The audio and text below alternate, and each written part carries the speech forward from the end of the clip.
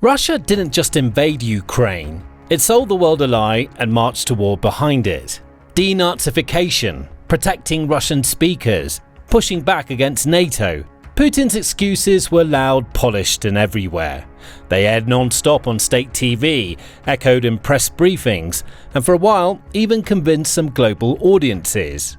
Ukraine's relationship with NATO was painted as the final straw, the public-facing reason Russia would gamble its economy, its military, and its future.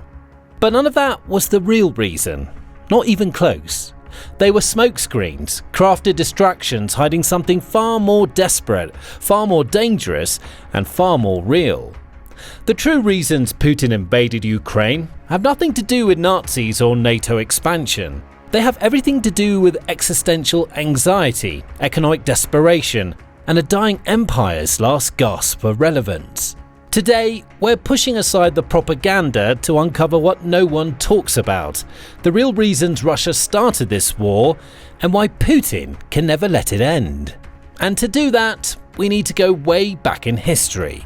1,000 years ago, there was a medieval realm centered around what is now Kiev. This was Kievan Rus, a constellation of cities ruled by East Slavic princes who converted to Eastern Orthodoxy and created what many consider the foundation of Eastern European civilization. For centuries, historians and leaders in both Russia and Ukraine have claimed this heritage as their own. But here's where it gets interesting and why this matters today. Modern Ukrainian identity traces a direct line from Kievan Rus through centuries of separate development under Polish and Lithuanian rule. The Ukrainian language, culture and political traditions emerge from this Western trajectory. But Russia comes from somewhere else entirely. The Grand Duchy of Moscow, which spent centuries under Mongol domination, absorbing not Ukrainian or Polish customs, but Mongol and later Chinese administrative systems borrowed through the Khan's empire. This can be traced back to the evolution of languages. Everyday words remain largely the same, sure. The words for bull, water, tree, the basic stuff of peasant life. But words of power diverged. In Ukrainian, money is roshi, borrowed from Polish. In Russian, it's dengi, from the Turkic tanga, as Turkish and Mongol belong to the same Altaic language family. The Russian word for treasury, kazna, comes straight from the Mongols. The Ukrainian word skarbnitsia kept the old Slavic root. Vocabulary itself reminded everyone of who ruled whom. So when Putin insists that Russians and Ukrainians are one people, he's not just being sentimental. He's attempting to rewrite history itself and erase the inconvenient truth that Russian political culture actually stems from Mongol and Chinese imperial traditions, not from the democratic Western-oriented traditions of Kievan Rus. By conquering Ukraine, Putin is actually trying to steal Ukraine's historical legitimacy to cover up Russia's own imperial origins. This is why Putin wrote that infamous 6,000-word essay in July 2021 called On the Historical Unity of Russians and Ukrainians. In it, he argued that Ukraine has no right to exist as a separate nation, that Ukrainian identity is an artificial creation of foreign powers, and that modern Ukraine is merely a project designed to weaken Russia. The University of Rochester fact-checked this essay and found that virtually every claim was either exaggerated or outright false. But facts don't matter when you're waging a war over who gets to define reality. For Russia's ruling class, Ukraine's departure from the Russian sphere isn't just a geopolitical setback. It's an existential threat to Russian identity itself. As Dmitry Trenin, the former director of the Carnegie Moscow Center, put it, losing Ukraine means the disintegration of Russia's historical heartland, leaving it incomplete. It also shatters the unity of the Russian people and Russian Orthodox civilization. In other words, if Ukraine can exist independently, successfully, and oriented toward the West, it exposes the lie that Russia is the natural heir to Kievan Rus. It reveals that Russia's imperial identity is built on conquest, not cultural continuity. For decades, Russia has been essentially a gas station masquerading as a country. Oil and gas exports accounted for roughly 45% of the government's entire budget in the mid-2010s. But there's a problem. The world is moving away from fossil fuels. Goldman Sachs forecasted that by 2035, 100% of new vehicle sales in the EU and 70% in the US will be electric vehicles. The European Union has created a roadmap to become completely independent of Russian energy by the end of the decade. China is building the Belt and Road Initiative to access Middle Eastern oil and gas directly, potentially making Russian resources redundant. And as climate concerns drive policy worldwide, the market for Russia's primary export is shrinking. The energy-dependent economic model that had kept Russia afloat since the fall of the Soviet Union is dying, and Russia has failed to diversify. That's where Ukraine becomes critically important. Ukraine is sitting on some of the most valuable natural resources on the planet. The country holds the 8th largest coal deposit in the world and the 2nd largest in Europe, with over 38 billion tons of reserves. But here's the kicker. More than 90% of those deposits are in the Donbas region, the exact territory Russia has been obsessing over since 2014. Even more crucial are Ukraine's mineral deposits. The country has massive reserves of iron ore, roughly a quarter of the size of Russia's reserves, but in a much more compact, easier to extract area with better infrastructure. Ukraine produces significant amounts of manganese, nickel and chromium, metals that are essential for modern industry. But the real prizes are lithium and rare earth elements. As the world transitions to electric vehicles and renewable energy, lithium has become the new oil. Electric vehicles need lithium batteries to operate, and the entire green energy revolution depends on rare earth metals.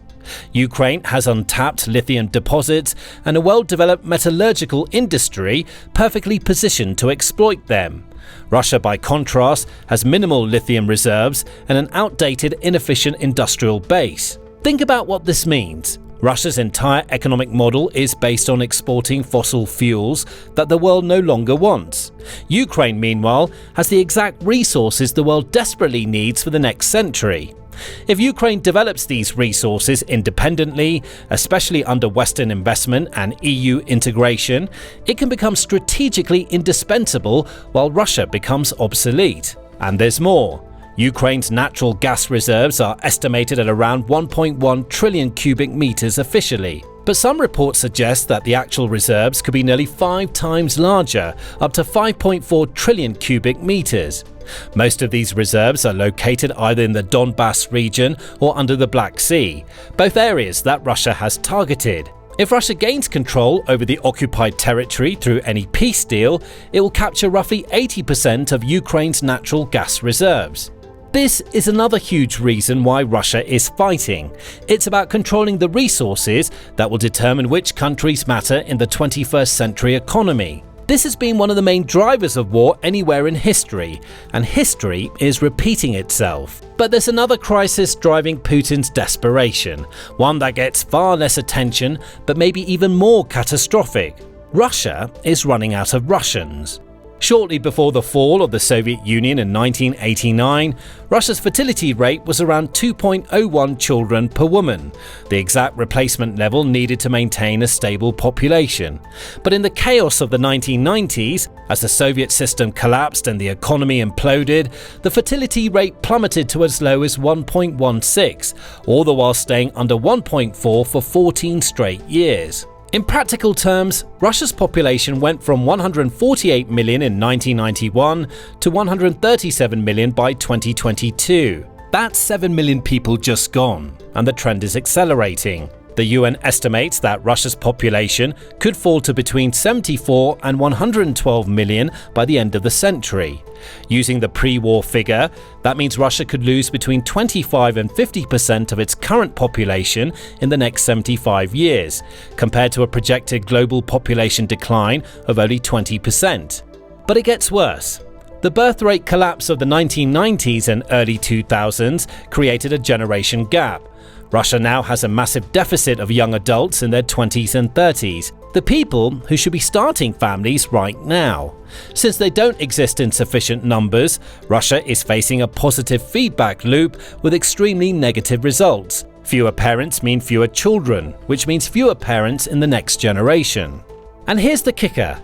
Instead of solving this with immigration, Putin made it worse. Russia introduced increasingly strict immigration policies throughout the 2000s, restricting immigration by race, religion and language.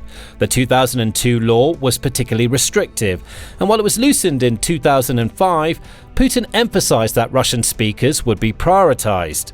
Legal immigration peaked at nearly 1.15 million in 1994, then declined each year thereafter, shrinking to only 70,000 by 2004. Putin strangled immigration because he's obsessed with maintaining Russia as an orthodox, ethnically Slavic nation. He wants people who look like Russians, speak like Russians, and think like Russians. And that's where Ukraine comes in. When the war truly started in 2022, Ukraine had roughly 41 million people, about a third of Russia's population. More importantly, roughly 90% are either Ukrainians or Russians, culturally and linguistically similar. Ukraine is also incredibly dense compared to Russia, with 70 people per square kilometre compared to Russia's less than 9. From Putin's perspective, Ukraine would be able to fuel Russia's economy simply due to an influx of people. If Putin's original plan had worked, if Russian forces had toppled the Ukrainian government in 3 days as intended, Russia could have annexed 40 million new citizens in a matter of weeks. Sure, Ukraine has its own fertility problems, with similar drops in the 1990s and 2000s. But Ukraine's birth rate bounced back sharply in the 2010s as the economy improved and the country oriented toward Europe. Russia would be importing not just people, but a younger, more dynamic population that could potentially reverse the demographic death spiral. But there's one more player in this game that nobody wants to talk about: China. And this might be the most important factor of all. Russia likes to present itself as an independent great power, a sovereign nation making its own strategic decisions. The reality is that Russia is increasingly becoming a Chinese client state, and the war in Ukraine is partly about maintaining whatever shred of independence Moscow has left. When Western sanctions hit Russia after the 2014 annexation of Crimea, Russia had to find new markets for its oil and gas. China was happy to oblige, but on China's terms. 1 year after the war started, Russia was selling natural gas to China at $271 per 1,000 cubic meters, a massive discount from the $481 it charged European markets. Russia-China bilateral trade volume reached $244 billion by mid-2024, making China Russia's largest trading partner by far. But China doesn't need or see Russia as an equal. China needs Russia as a resource colony, a compliant supplier of cheap energy and raw materials to fuel Chinese industry. And here's where Ukraine becomes crucial, not just for Russia, but for China's strategic calculus. China is the world's manufacturing powerhouse, but it desperately needs two things: secure access to energy and access to the raw materials for the green energy revolution. China is aggressively pursuing lithium, rare earth elements, and industrial metals because whoever controls these resources will dominate the 21st century economy. So we're back to the same embarrassment of riches that sit just below the surface in Ukraine. If Russia conquers Ukraine, China gains indirect control of these resources through its influence over Moscow. If Ukraine remains independent and integrates with the West, China loses access to a critical resource base. This is why China has been pushing for a peace deal that allows Russia to keep the occupied territories. China doesn't care about Putin's imperial fantasies or Russian national identity. China cares about securing resource access. A Russian victory in Ukraine, even a partial one that gives Moscow control over Donbass and the Black Sea coast, would hand China indirect control over some of the world's most valuable mineral deposits. For Putin, this creates a twisted logic. If Russia loses Ukraine, it will become completely dependent on China with nothing to offer but discounted energy. But if Russia conquers Ukraine's resource-rich regions, it has something valuable to bargain with, a way to maintain at least some leverage in the relationship with Beijing. It can completely avoid being subject to China's whims and industrial needs. But all of these practical reasons, the history, the resources, the demographics, the Chinese pressure, they all rest on a foundation of something deeper: Russia's imperial identity. And this is what makes the war truly unstoppable. Russia has been an empire for over 300 years. From the expansion under Peter the Great to the Soviet Union's domination of Eastern Europe, Russia has always defined itself by conquest and control. The brief period after 1991, when Russia wasn't actively expanding, was treated as an aberration, a temporary weakness to be corrected. Putin grew up in the Soviet system, trained in the KGB, and internalized the idea that Russia's greatness comes from its territorial extent and its ability to dominate its neighbors. He genuinely believes that a Russia confined to its current borders is a diminished, humiliated Russia. And there's a pattern to his aggression too. In 2008, Russia invaded Georgia and propped up separatist regions in Abkhazia and South Ossetia, ensuring Georgia could never join NATO. According to NATO rules, a country in active military conflict or territorial dispute can't join the alliance. Russia used this loophole to permanently block Georgia's Western integration. But Ukraine is different in one crucial way. It's the crown jewel of the former Russian Empire. It's larger, wealthier, more populous, and more strategically important than any other former Soviet republic except Russia itself. If Putin can subjugate Ukraine, he can prove that the Russian Empire can be rebuilt. If he fails, the empire is dead forever. This is why Putin framed the invasion using World War II rhetoric, calling it a struggle against fascism and comparing it to the Soviet victory in 1945. He's not actually fighting Nazis, he's fighting for the right to claim that Russia still matters, that Russian imperial power is real, and that Moscow can still dictate terms to its neighbors. But of course, Ukraine refuses to play along. The nation Putin called artificial and not really a state has united in resistance. The Russian speakers in eastern Ukraine that Putin claimed would welcome Russian forces have instead joined the Ukrainian military. Every assumption Putin made about Ukrainian weakness, Russian military superiority, and Western indifference has proven catastrophically wrong. Which brings us to the final, most disturbing truth. Putin can't end this war. After 3 years of fighting, a projected 1.3 million Russian casualties, an economy warped by military spending and international isolation, Putin has staked his political legitimacy, his personal legacy, his very survival on this conflict. Ending the war without total victory would be admitting catastrophic failure. It would expose him as the leader who squandered Russia's wealth, destroying its military and subordinated the country to China for nothing. Putin has spent 2 decades carefully curating his inner circle with Siloviki, powerful men from security services and industry who have profited enormously from his regime. These people see Putin as the vehicle for restoring Russian imperial greatness. If he suddenly turns toward compromise, they might decide he's outlived his usefulness. This isn't a long shot either. In 1991, top members of the KGB attempted a coup because they believed Gorbachev was betraying the Soviet Union. The same pattern could easily repeat. Putin's closest allies are the ones who could depose him if he starts looking like a failure. Then there's the economic trap. Russia has effectively restructured its entire economy around the war. Military spending reached around 40% of the federal budget in 2025. This has created a massive constituency of beneficiaries: defense contractors, soldiers and their families, workers in industrial towns with high-paying defense jobs, and police receiving increased salaries. These people's prosperity depends on the war continuing. Ending it would crash the economy and turn millions of supporters into enemies. And Russia openly admitted that it can't keep going at the same level, lowering the projected budget for 2026. Putin's negotiation strategy is equally telling of his non-attempts. He proposes ceasefires that require Ukraine to cede territory, accept neutrality, and essentially disarm while Russia keeps everything it's conquered. These proposals are designed to be rejected.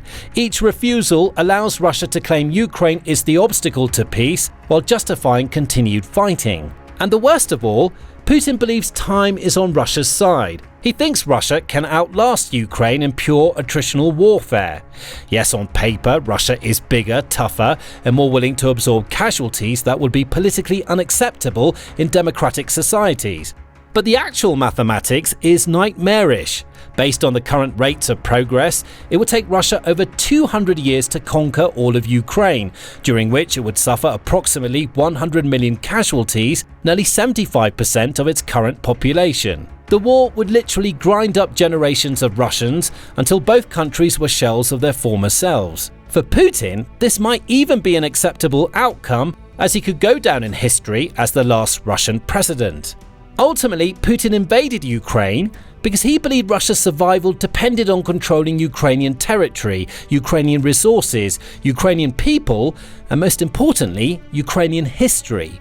He needs to erase Ukraine's separate existence to validate Russia's imperial identity. He needs Ukraine's resources to replace Russia's failing energy economy.